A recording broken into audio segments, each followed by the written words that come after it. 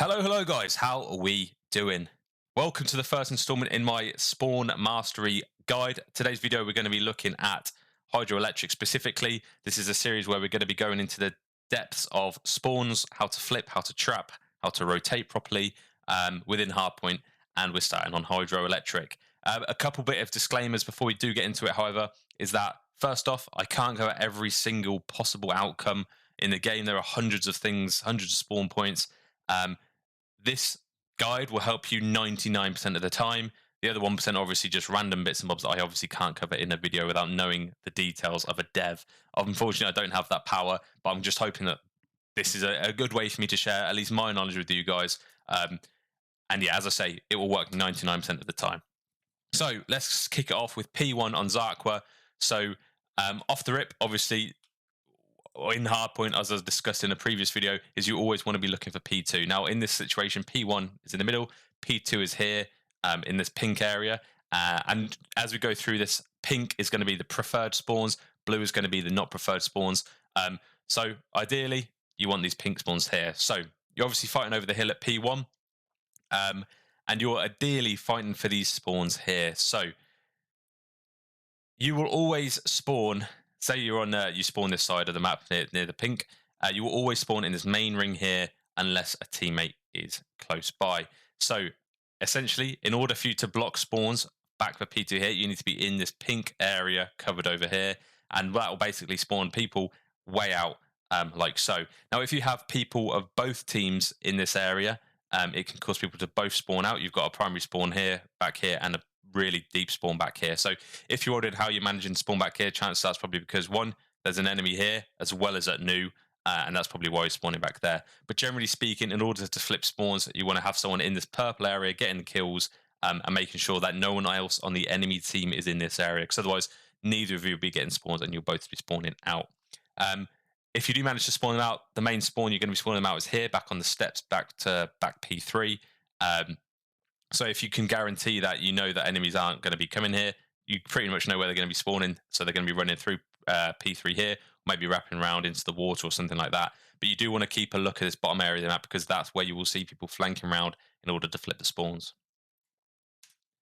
Next off, we have P2. Now, as we go through this, if there's any questions or further explanation you need me to make, feel free to drop it in the comments. I'm trying to be as thorough as I can without making it an hour-long video. I don't want you guys to get bored, and I'm hoping to give you like insightful, quick, speedy information. Anyway, back to where we were. P2, obviously the favorable spawns you're going to want is pink again. You want to be spawning back here. Obviously, there are hundreds of spawn points. As I say, I'm only covering the main ones just to help you guys out. But yeah, generally speaking, the main spawn for P2 is back here.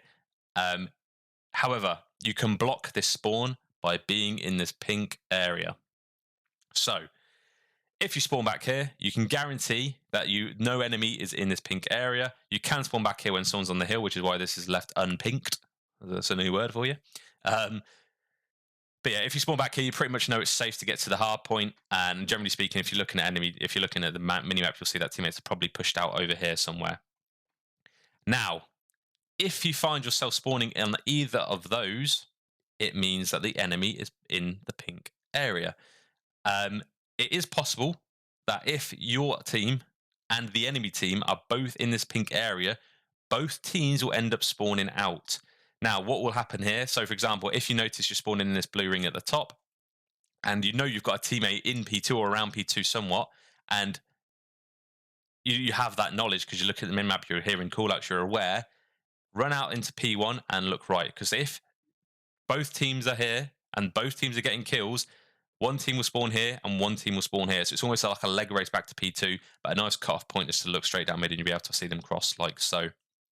It is worth noting that the first person to respawn after the hill pops will determine where the spawn comes out. So, for example, let's say P1's just finished, P2 pops up, the kills are made here. It's a very important kill because at the end of the day, the person who gets the kill is going to be blocking spawns to the enemy team. And yeah, essentially you want to make this area clear. So you see a common spot is someone to sit on this rock, someone to sit on this P2. And this person on the rock is hugely beneficial because one, they're blocking spawns and they're also watching this whole left side of the map. So that's going to do it for P2. Fairly straightforward. But the main thing to take from this is that if you are spawning back here, this area is sort of safe. If you're spawning here, it could mean that the enemy team have got control of this. However, if you know your teammates are also back here, then check this spawn, because chances are your enemy team are going to be spawning there. Now, you can spawn here, and that means your enemy team are here and here, as well as your teammates.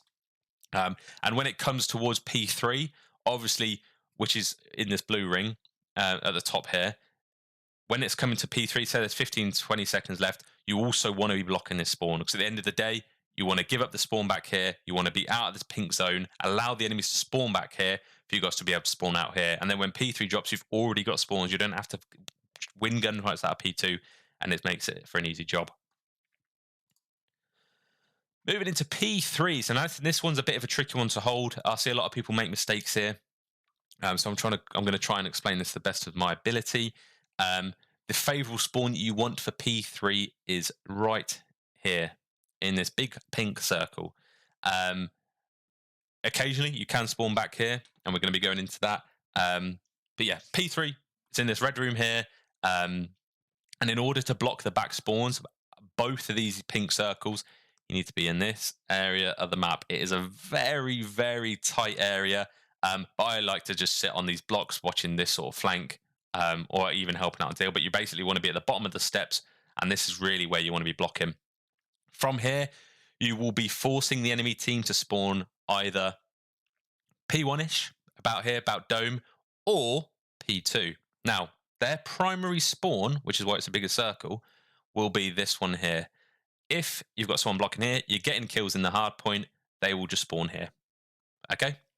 Now, the reason there's this blue area here is because you can also block this spawn and spawn them back at P2. Now, if your pink team, say you're spawning over here, you have someone blocking in this pink area, you've got someone on hill, and you have someone in this blue area, this will block this spawn, and it will force them to spawn P2, which means they've got an absolute marathon of a journey to take to get back to the hill, where they go through P1 or through mid or whatever.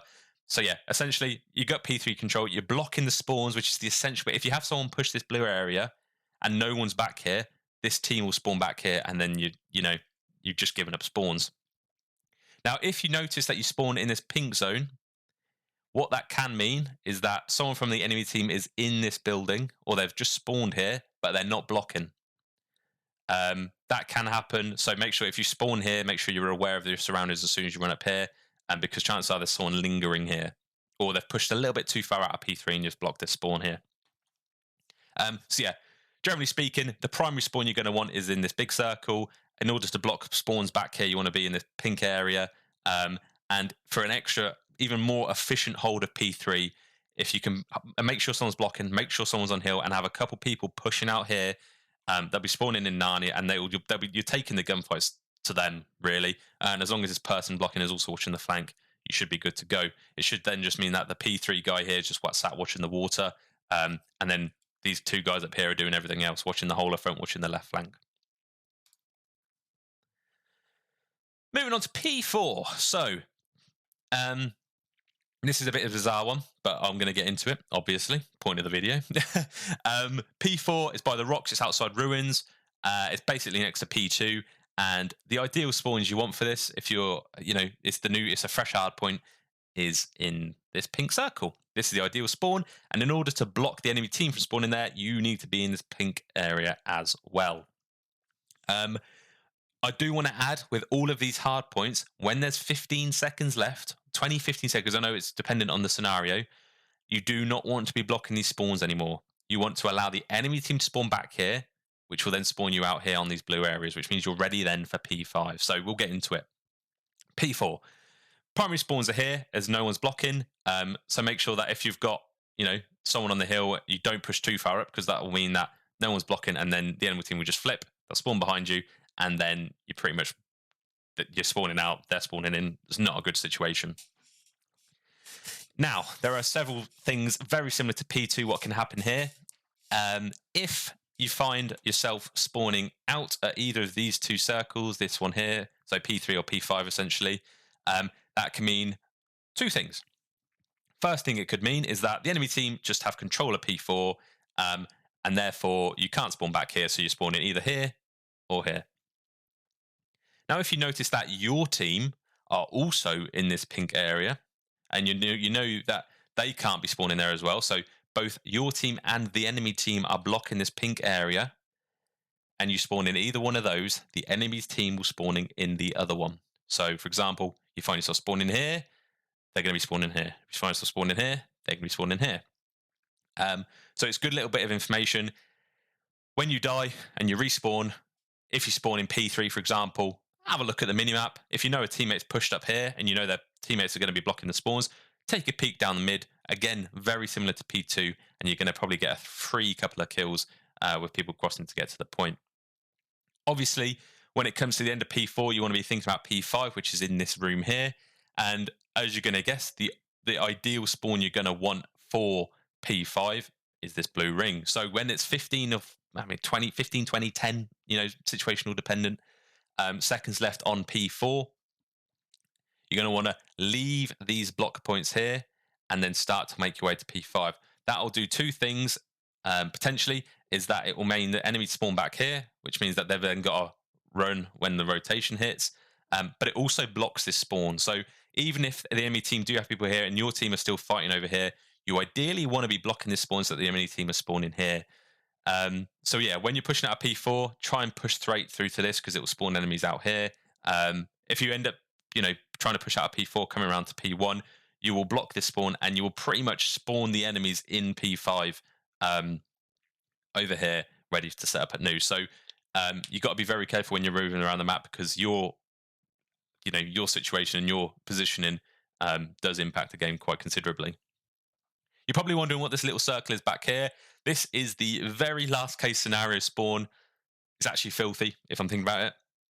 If you've got someone blocking hard on P4, you've got someone on time, and you have someone push P1 and P5, the enemy team will spawn back here, which means they've got an absolute journey to get to the hill. And that's the ideal situation, but there is a lot of risk because you've got to make up so much ground. So I don't advise doing that. But if you find yourself spawning all the way back here, chances are we've got people in the enemy. If you spawn back here, chances are the enemy team have got people around the hill, around P1, and around P5. So just have your, be aware that if you spawn here, you're going to be coming into a gunfight pretty soon. What I like to do if I spawn here is just throw a nade or throw a stun over P5 to around here, and you probably should get a hit mark or at least a kill on someone who spawned in here. Moving into the final hill, and you're going to notice a new color because it's necessary here. And it's P5, which is pretty much in this generator room just next to the water in the middle of the map. The ideal spawn you're going to want, again, is in the pink, which is just over here, which is by these rocks, by the river. And this is the main spawn. This is pretty much the main spawn. If no one's blocking this pink area, you're going to spawn here. This is good. You jump up the rock, you get instant access to P5. And as long as you are in this pink area, you'll be blocking both this spawn and this spawn. So what I like to do is I either like to sit on this big rock or sit back here by the, there's like little poles or pipes, whatever back here. Sit back here and you're going to be blocking the back spawn. What that'll mean is two potential things, is that the enemy team can spawn out here, so dome or pretty much between P4 and P2, which means that if you're sat on the rock, you can watch the whole of the back door. The enemy team can the teammates in the hill can watch the mid water or the front, but you can have someone pushed up here as well. But yeah, as long as someone's in this pink area, they will not spawn behind you. So it's essential to have someone there to make sure that they don't get free entry into the hill. Because at the end of the day, they win this pink area here. You spawn in the blue, and then again, you've got an absolute marathon to get to the point, which just loses valuable time. The bizarre one on here is that there is also a weird little spawn in this useless room back here, which I've marked in yellow. Now, you can obviously block that by being there, but you can also block that by being in P3, which is why I've sort of highlighted this yellow here. But it looks a bit pissy, to be honest, doesn't it? But yeah, in any case, people can spawn in yellow. In order to block that, you can either be in there or be around P3, and that'll basically mean that anyone. So you have someone purple, you have someone in pink, sorry, you have someone in yellow, someone in hill, and then pretty much everyone just needs to watch front. There's going to be no wacky spawns. People are going to be spawning where you want them to spawn, and they've got a pretty good marathon to get to the hill. And then from here, you can have ARs sat. If you're on this rock, you can sort of see down this right-hand side here, so you can watch that. You can watch the back if needs be. You can watch the back door. You can watch the hop up to the top. People on the hill can then just watch the front door, because you're going to have someone in yellow watching the water cross and the flank potentially. Yeah. When it comes to, again, I'm going to reiterate this every single time, when it comes to about 15 or 20 seconds left to this hard point, you know P1 is back over in this area where my cursor is. Leave this spawn. Let them spawn back here when there's 20 or so seconds left. What that will mean then is that you spawn back here. That will give you P2 spawns, so you don't even need to rotate after P1 because you've already got them. The enemy team will be spawning back here, and then what all that means when P1 pops is that they've got these bad spawns and you've got the good spawns. So I hope it sort of makes sense. I know it's a bit confusing at sometimes, but I'm hoping, I'm talking some sense. But again, if there's anything you're not sure of or you'd want clarifying even further, drop a comment down in the comment section, obviously, and I'll hopefully answer your queries. And as always, if you've got any constructive criticism about this video, whether it's the format, whether it's the design, whether it's about the drawings you're seeing up here, let me know as well, because I am trying to improve as I go along, obviously, and I'm hoping to do this on every single map. So the feedback you give me here will help benefit yourself when it comes to the further episodes. But yeah, that's going to do it. I'm not going to take up any more of your day. Enjoy the rest of it, and I'll catch you in the next one. Ciao.